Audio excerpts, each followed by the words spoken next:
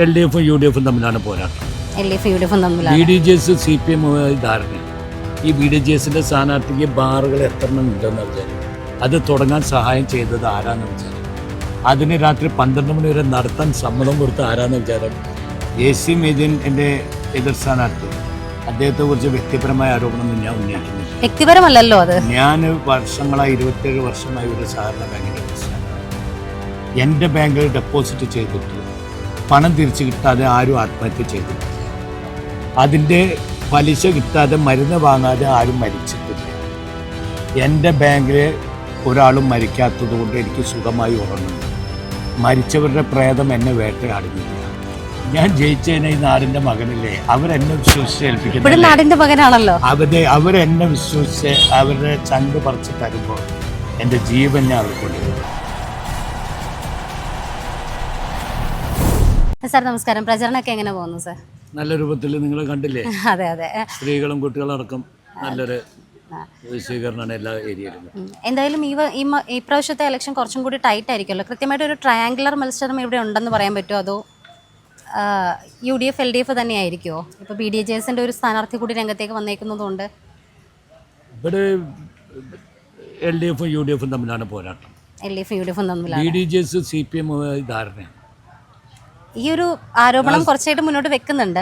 എല്ലാ സ്ഥാനാർത്ഥിക്ക് വേണ്ട എല്ലാ സഹായങ്ങളും സഹകരണങ്ങളും ചെയ്തു കൊടുത്തത് LDFന്റെ സ്ഥാനാർത്ഥിയാണ്. പക്ഷെ അദ്ദേഹം കഴിഞ്ഞ ദിവസങ്ങളിലൊക്കെ മാധ്യമങ്ങളിലൂടെ പറഞ്ഞ കാര്യം UDF BDJSുമായിട്ട് ധാരണ എന്നുള്ളതാണ്. AC മൊയ്തീൻ കഴിഞ്ഞ ദിവസങ്ങളിൽ പുറത്തുവിട്ടൊരു ആരോപണം എന്ന് പറയുന്നത്. എൻ്റെ മോളെ ഈ നിയോജകമണ്ഡലത്തിലെ ഈ BDJSന്റെ സ്ഥാനാർത്ഥിക്ക് ബാറുകൾ എത്രണ്ണം ഉണ്ടെന്ന വിചാരം. അത് തുടങ്ങാൻ സഹായം ചെയ്തത് ആരാന്ന് വിചാരം. അതിന് രാത്രി 12 മണി വരെ നടത്താൻ സമ്മതം കൊടുത്ത ആരാന്ന് വിചാരം. ഞാനല്ലല്ലോ ഏതായാലും. പിന്നെ എനിക്ക് എന്ത് ധാരണയുണ്ട്? ഞാനാണോ? അപ്പം അവർ തമ്മിലല്ലേ. എന്നിട്ട് ആ BDJSന്റെ സ്ഥാനാർത്ഥിയുടെ മുദ്രാവാക്യം എന്താ? അത് ശ്രദ്ധിക്കണ്ടേ? കൈ കൊടുക്കാം. ആർക്ക്? AC മൊയ്തീന് കൈ കൊടുക്കാം. അപ്പോൾ കൃത്യമായിട്ട് LDF UDF ഇങ്ങനെ ഒരു പോരാട്ടം നടക്കുമ്പോൾ ഈ AC മൊയ്തീനെതിരെ കുറച്ച് കാലങ്ങളായിട്ട് ഇപ്പോൾ ഹാട്രിക് വിജയം നേടി നിൽക്കുന്ന ഒരാൾ കൂടിയാണ് അദ്ദേഹം.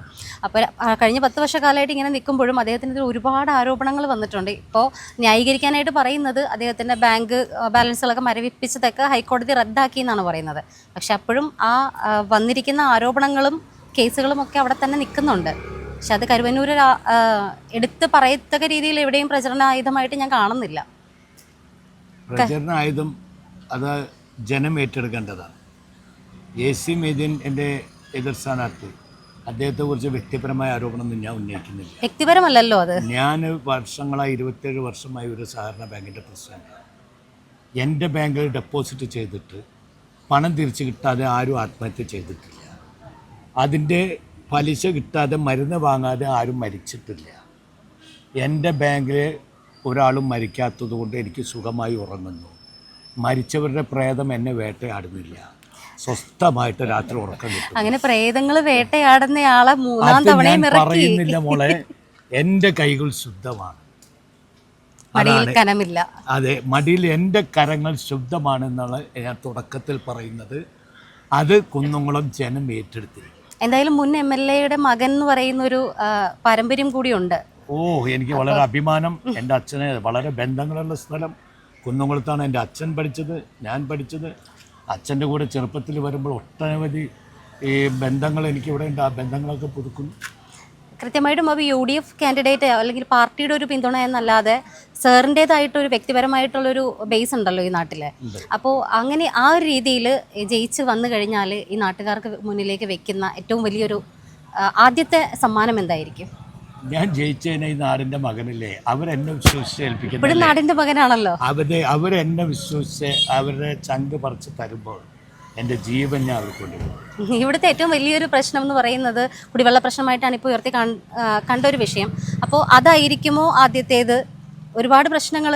ഒരു മനുഷ്യനെ സംബന്ധിച്ച് ഏറ്റവും വലിയ ആവശ്യം എന്താ? കുടിക്കാൻ വെള്ളം. അത് ഫസ്റ്റ് പ്രശ്നമല്ലേ?